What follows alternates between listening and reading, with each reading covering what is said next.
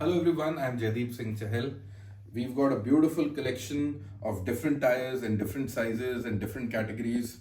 They're all black, they're all round, but they're completely different products. So we'll try to break down every single tire for us today, and we'll try to get into the depth of what each tire is meant for and how we can differentiate one tire from the other and how they are going to serve a completely different use case for all of us. Starting from one side, we'll quickly try to understand what the entire spectrum is about. The reason we have 5 tires here is that I really wanted to focus on these 2 tires because the earlier categories used to be 3. We used to have a highway terrain and or the commonly known HT, the all terrain or the AT, or the mud terrain or the MT. So these 3 abbreviations are very commonly heard. What has come into the mix is these 2 tires. With evolution of tire design, 2 new hybrids have found their way into the entire spectrum of different SUV or 4x4 tires. This tire right here, as it has been placed, is a hybrid between the all-terrain and the highway terrain. This tire is the BF Goodrich Trail Terrain tire. It is a blend of the all-terrain and the highway terrain. If we look at this tire carefully, we will see some features from the highway terrain, which is like the closed shoulder. You will see this has a closed shoulder. The shoulder lugs do not open when coming towards the center, okay? Whereas in the all-terrain, we've got an open shoulder lug design. So it opens and it continues into the water dissipation channels. So this has a closed shoulder. What a closed shoulder does is it gives you better confidence around corners. Basically, you're able to hold more speed on the road. So, but if we come to the middle part, this tire, we see it has a continued tread. There's no breakage in the tread. These are only small sipes. There are no blocks in the tire. Whereas the middle part of this tire, we'll see blocks. We'll see continuation of sipes which end and close at the shoulder lugs. So basically what we can see is the hybrid tire has features in the shoulders from the highway terrain, and the middle part is very strongly inspired from the all-terrain. So the all-terrains, we'll come to those later. This is the old and trusted, which everybody knows. This is the BF Goodrich KO2. This tire next to it is the BF Goodrich KO3. So what has happened is BFG has now got both of these tires on sale.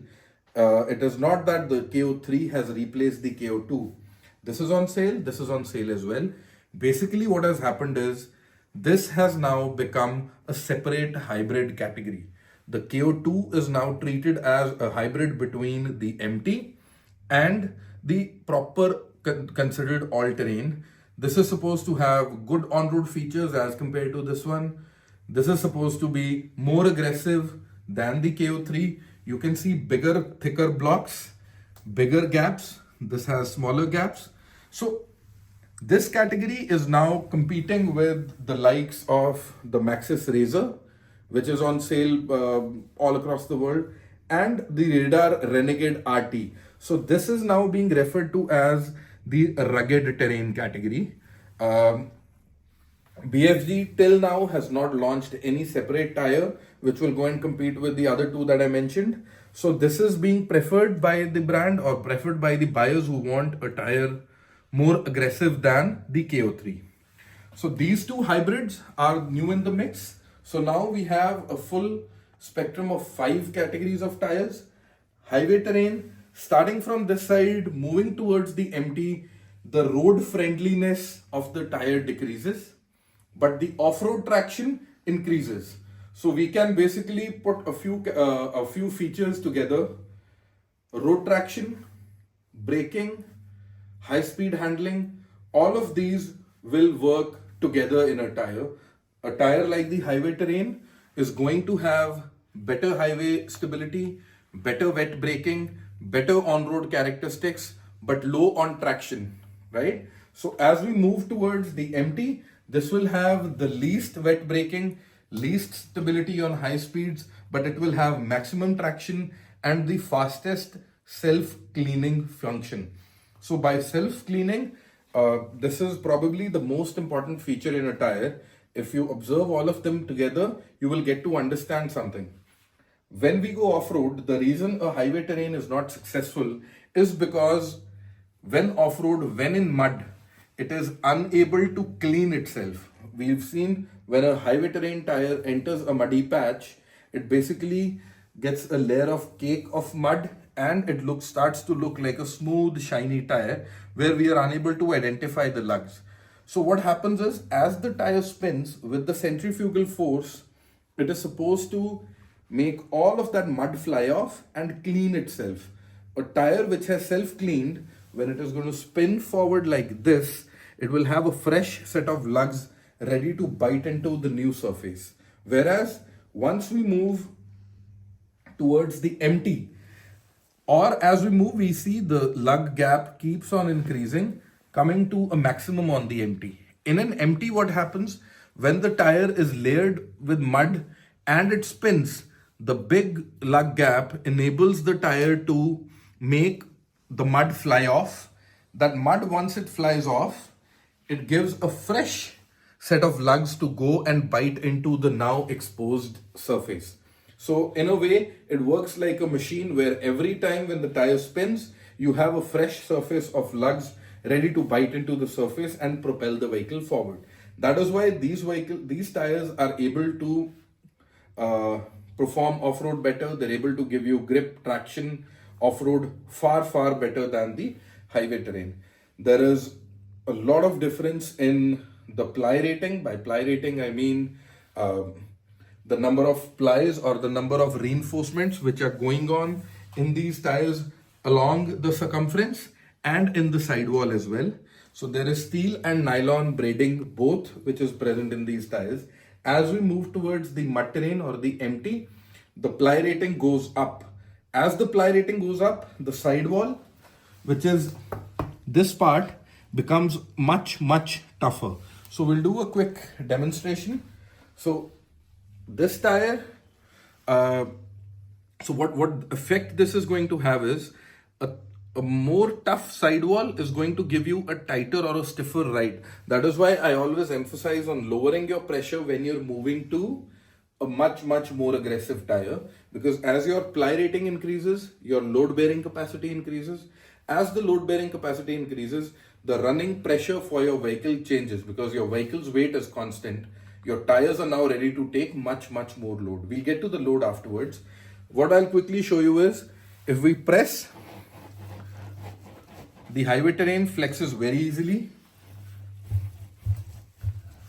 The hybrid all-terrain flexes slightly less than the HT. The all-terrain flexes less than this. And the rugged terrain or the KO2 flexes less than this. And the empty is really, really tough and it needs two hands to actually flex the sidewall. So what we can see is this is, I would say this is us trying to replicate the tire going over a bump or a rough patch on the road. Your highway terrain is going to give you the smoothest and the softest ride because it has the capacity to really absorb the bumps in the road. As you move towards the aggressive tires or a heavier sidewall ply rating tire, it is going to become harder and harder. So I think it is pretty clear from this. Sitting in the center, the all-terrain tires are the most wise tire choices for somebody who is preparing a recreational vehicle, somebody who wants to travel and also use the vehicle on road. These have the perfect mix or the perfect blend from all the tires. So all of these tires, the strength that is imparted to these tires from the braiding or the plies in the tire, it determines the amount of load a tire can carry. More load carrying capacity means a stiffer sidewall. So we'll do a quick demonstration for all the tires and we'll highlight a couple of points. So this tire right here, every tire will have a label on it. Max load, this says 1060 kgs at 44 psi. And the plies it has is 2 polyester, 2 steel and 1 nylon. The sidewall has two polyester plies. So this is the sidewall part. So the sidewall on these is pretty soft, and the load capacity, we need to remember that, is 1020 kgs. Higher the load carrying capacity, stiffer the tire is going to be.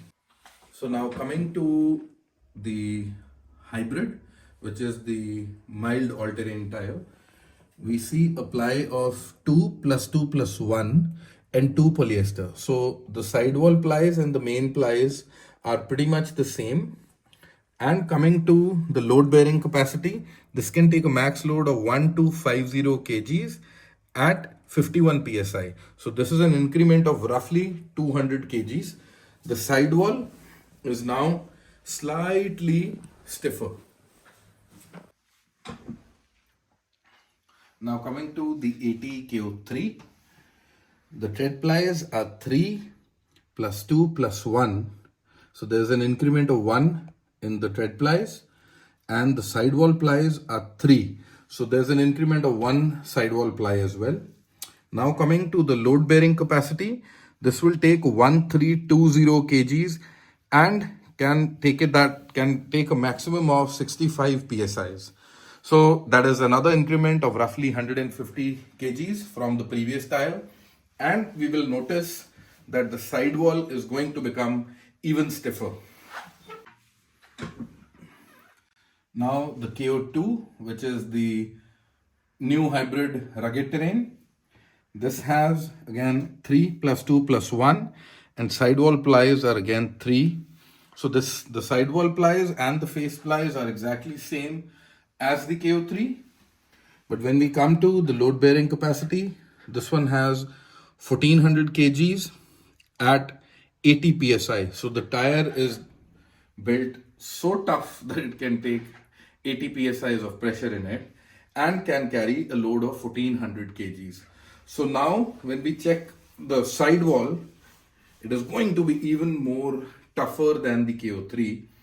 One thing which I would like to point out, the load bearing capacity and the ply is best compared if the tire sizes are exactly the same. This is not a very accurate comparison, but we can very well show the increment in the pressure bearing capacity and the load bearing capacity with an upgradation in the aggression of the tire. So this is a very simple comparison to just show how there are different load bearing capacities. A tire, maybe a smaller size in a KO2 or a different size in KO2, might have a lower load bearing capacity than a KO3 or even a highway terrain tire, and vice versa. But this comparison, luckily we had the tires where we could see an increment in the plies and an increment in the load bearing capacity. So we've done a comparison to just show how it works out.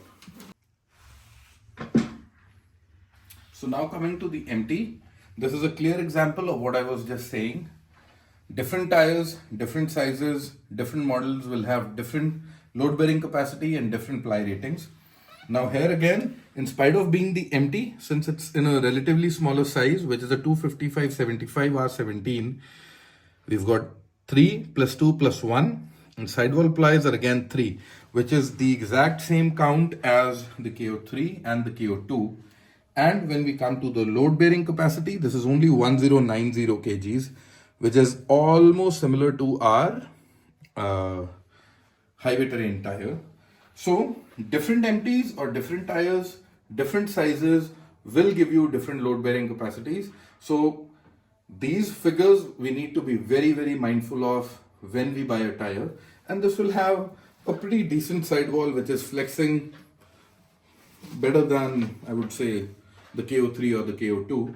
So this piece of information is, I would like to repeat that different tires at different sizes will have a variation in their ply rating. It doesn't mean a KO3 across all sizes will bear 1320 kgs or a KO2 across all sizes will bear 1400 kgs. So it is best if we check what load capacity the tire that we are about to buy it has. Even though 1400 kgs, 1300, 1200, it does not make much sense like this. But what we need to understand is a Hilux weighs roughly 2200 to 2300 kgs. So that when divided into 4 tires, a tire capacity of 1400 kgs means it is ready to take almost 6 tons of weight. So the tire pressure has to be reduced accordingly. So the sidewall of a tire is more like a book. It will have all information that you need to know about your tire.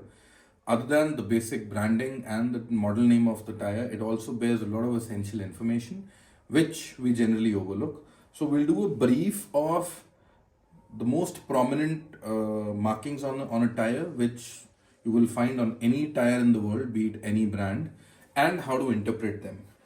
Firstly, we can start with this. This is the M plus S traction. So this is the mud plus snow. So this tire is mud and snow rated. So earlier tires used to come with only M and S. Now this little logo, this little triangle logo right here, this is called the Tri-Peak Snowflake. So the Tri-Peak with a snowflake means this is the new rating which is being used in a lot of countries where in snow conditions your tire needs to have this. It means the tire is capable of handling rough terrain and snow conditions as well. Next comes the ply rating. This will always be marked in a tire. Tread plies, which is this part of the tire, the face of the tire, and sidewall plies, as in this face of the tire. So these are always referred to as a sum total. Like this tire has tread plies 3 plus 2 plus 1 and sidewall plies 3. So this becomes an 8 ply tire. Next comes the load range. Load range will vary between B, C, D, E and F mostly. The load range also will give you a count total of the ply and the maximum tire pressure a tire can hold. Now coming here, you have the marking where we can see the maximum load carrying capacity and the maximum pressure capacity of the tire. And lastly, what matters is the date of the tire, which is now pretty much standardized across all brands. So these 4 digits will be punched on every single tire in the world, and the first 2, which is 1 2 in this case, means 12th week. The 25 is the last 2 numbers for the year. So 25 means 2025.